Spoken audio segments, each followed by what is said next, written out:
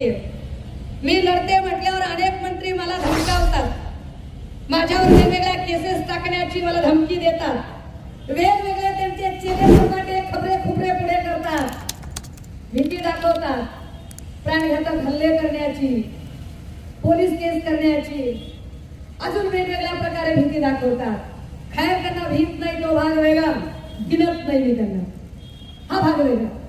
परंतु एवढा मोठा 3400 कोटीचा ड्रग्ज मुळात सापडतोच कसा?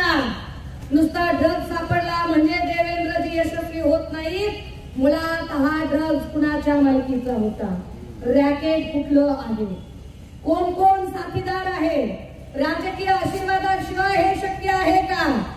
या सगळ्या गोष्टींचा उलगडा अजूनही होत नाही।